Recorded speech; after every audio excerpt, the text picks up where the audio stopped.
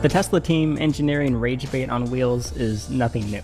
I've driven my Model 3 for 5 years now, and I've never seen people get so emotional over an inanimate object before. Most people love it, while others make it very clear that they hate it, and hate me personally just for driving it. Everything Tesla builds, both hardware and software, manage to evoke strong emotion in pretty much everyone, and I do not think it's an accident that the most obnoxious example of this yet directly targets those who hates our cars more than anyone else.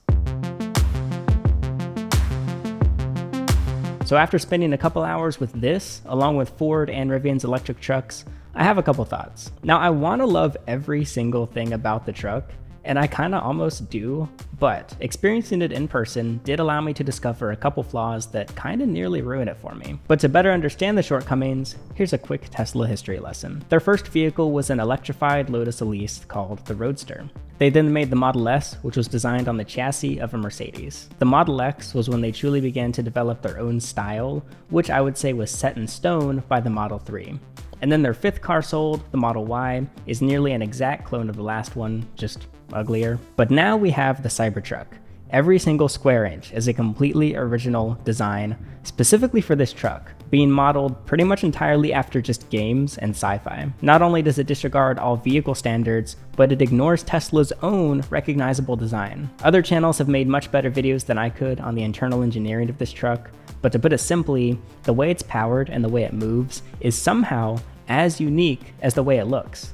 So instead, we'll go back to what we do see. Disassemble the truck into individual pieces, mix them into a pile of other car parts, and your average toddler could sort through and identify exactly which component is needed to build the Cybertruck. Their loyalty to the new Cyber branding throughout the entire vehicle proves that their design team cut absolutely no corners. But of course, overpromising and underdelivering is nothing new for Tesla. Every model that's been released has shipped to customers for more money than expected, while featuring less range, with fewer capabilities, and less performance. I'm always so frustrated by this, because what every model actually is capable of is really, really impressive.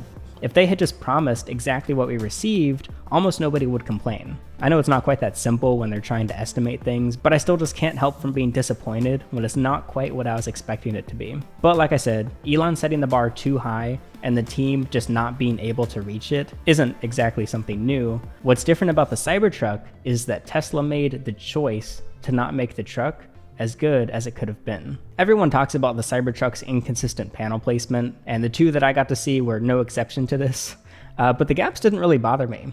Dare I say it's even kind of cooler this way? It's got these wonky corners and edges that serve like as a reminder to how we're given the opportunity to buy a truck built from something that's never been used before. And yes, I am completely coping when I say that. But at least they tried their best, I guess. I mean, they will fine-tune these details over the coming years most likely, because they did with their non-Cyber lineup. They were pretty gappy when it comes to panels, and now they're pretty good. They're not perfect, but they're pretty much there. But what does actually bother me is the choices that they made in regards to materials, along with the components and features that are just straight up missing upon delivery to the customer. Nearly everything that's black on the exterior of the truck is plastic.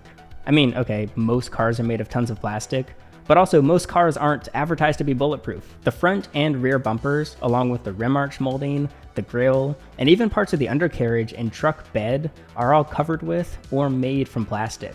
Basically, all these components stick out farther than the actual bulletproof steel, and they're far more likely to come in contact with the outside world compared to the steel parts of the truck. And again, that's not unusual for cars. My Model 3 is covered in plastic, and while aside from a few design flaws, it's stayed together pretty well. Then again, maybe these parts are made from plastic to be easily repairable and replaceable when they are inevitably damaged, or maybe it was simply a measure to save money. Now my next complaint is even smaller, but it's the little things that frustrate me even more, because they shouldn't even be an issue in the first place. Check out the bolt covers and center caps of this Cybertruck.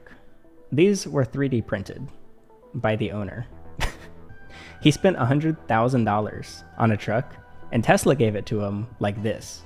They decided that instead of shipping a finished product to the owners a little later, they would ship an unfinished one a little sooner. And they'll just send them the rest of the parts of the car down the road, kind of like a 6-figure Lego set for them to put together. And it really doesn't matter. Like, oh no, my truck doesn't have center caps for a little bit. Who cares? I got my Cybertruck. And the fact that I feel like I shouldn't care, I think is why it bothers me so much. It's such a minuscule detail that has no effect on the car, and I just kept trying to overlook it. But the entire 2 hours I was molesting this dude's truck, my eyes just kept gravitating to the exposed bolts. Also, unlike all other Teslas, you can't actually use autopilot in the Cybertruck yet. They're basically just promising like autopilot and a future update. The Cybertruck does have the cameras necessary to have like full self-driving and autopilot and everything. And I assume this is because they either still need to work on the calibration, or maybe they just need a bunch of Cybertrucks driving around so that they can collect more data first. But basically, all evidence points towards this car being sold before it was actually a finalized product. And Tesla has actually done this before. Like on a small scale, if the factory runs out of emblems, they just deliver cars without them. And then on a larger scale, Tesla sells a non-transferable software update for $12,000 that's been promising to make our cars fully autonomous soon. But they've been saying that since like 2016. And it does feel kind of wrong to give this much screen time to such minute details. Crazy outlandish concept cars are created and revealed by brands all the time, but they never actually get sold if it's even made into a working prototype in the first place. The Pony Coupe is a concept that Hyundai's been showing off since the 1970s, and it still doesn't exist. This is what I should be complaining about. This is objectively the best looking vehicle design mankind has ever produced, and they've had the audacity to just tease us with it for 50 years. So yes, they gave us the Ioniq 5, it's cool, it's inspired by the Pony, but I don't want some junky family crossover. I just want this, or this. I'll take both actually. I mean, I prefer this one, but I'm not gonna be picky about it. Anyway, Tesla revealed the Cybertruck 4 years ago, and for what feels like the first time in history, the product being delivered to customers right now is almost identical to the concept. And that is just so exciting to me. I really hope it gives more manufacturers the confidence to create these just outlandish products, at the very least on the outside when it comes to the design of the vehicle. Because for the Cybertruck, the specs are lower than originally promised, so it won't go quite as far or tow quite as much as what we saw on screen, and it definitely will not go as easy on your wallet as we were expecting. We're also missing a lot of accessories, including the entire ATV that was supposed to be shipped with the truck. Instead, they castrated it down to a kid's toy and just sold it separately. But we're going to move on to what it does have. Tesla interiors used to be not as premium as the price that you were paying for them, honestly. But in the past couple of years, they've really perfected things, and the Cybertruck, I think, is proof of that. Everything from the seats and door panels to the buttons and headliners are super high quality. Not only is the screen the most responsive and highest definition screen I've ever seen in a vehicle, but it's better than any computer monitor I've ever used, which is probably helped by the fact that Teslas literally run on gaming PCs. I was also worried that the interior would feel the way the outside looks, but it was very comfortable and managed to be both roomy and cozy at the same time. I feel like it was pretty much the perfect balance. And of course, there is the exterior design. And personally, I love it. Now the truck is actually shorter, like in height, than I expected. In fact, I was nearly as tall as it, which is kind of rare for me to say about things, but that is only until they raised the air suspension, which resulted in it pretty much just towering over me. Now the Cybertruck has no like truck parts. I don't know much about trucks. On the under, like if you look under the truck, there's nothing there. So while it's not as tall as like super heavily modified North Carolinian trucks, its ability to go from so low to the ground to having this much clearance within literal seconds is extremely cool and seems truly functional. There were 2 total at this meetup. One was literally delivered less than 48 hours before he brought it into this parking lot, and they both already look so filthy. And not like cool filthy with mud and like battle scars or whatever, but just like fingerprints and smudges. However, as a lover of vinyl wrap, the reflective shell to me is just a total blank canvas with endless possibility. You could do so much, and it would be so easy to wrap. So if you got a Cybertruck, I'll wrap it for a pretty fair price because I would just love to. So while the Tesla is actually shorter in length than the F-150 Lightning, which is Ford's electric truck, the Cybertruck looks extremely long in person. I think it's primarily due to the fact that the Lightning is literally just a regular F-150, but electrified.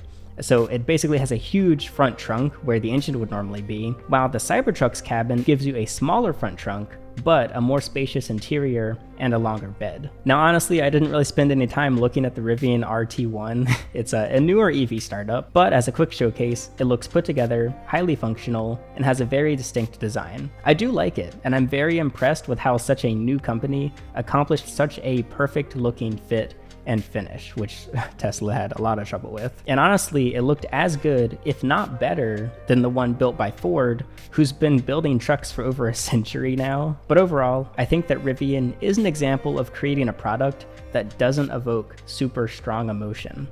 It's good, like it's very good, but it's an electric truck that I glance at and then kind of just move on with in my day. That applies even more so to the F-150 Lightning. I mean, yeah, cool, it's a truck, it's an F-150, wow, epic.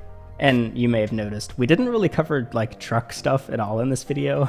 As an EV and sports car enthusiast, I don't even want to try explaining what goes into like towing stuff or off-roading or whether this is good for it or not. And what I'm really hoping for is that Tesla keeps this theme going and they create a full cyber lineup.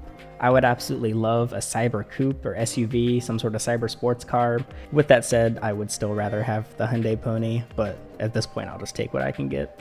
So I do have a deposit on a Cybertruck. Let me know. Should I go into even deeper crippling debt so that I can own a truck that I have no use for? It's up to you, I don't know. Also, I'm back to posting on Instagram. If you want to see more from me, it's go_herping. And I'm curious what you think of the truck, because come on, you've got to think something. You've got at least one thought in that little noggin of yours. Also, I recently made a series on my Subaru BRZ, so if you want to see me buy it, fix it, drive it, mod it, and of course, vinyl wrap it, you can check that out. I'm super happy with how it came out. It's gotten a ton of great feedback, so I'll link that below as well. And as a final note, if you want to easily take control of your finances with a subscription manager, spendings breakdown, net worth tracking, and a savings autopilot, consider downloading Rocket Money. I've been using the app for years now and check it literally every day. Rocket Money tracking what happens to every penny across 2 checking accounts and 4 credit cards of mine has saved me hundreds of dollars. And if you use my affiliate link in the description, I get a $10 kickback at no extra cost to you, and signing up to it is free.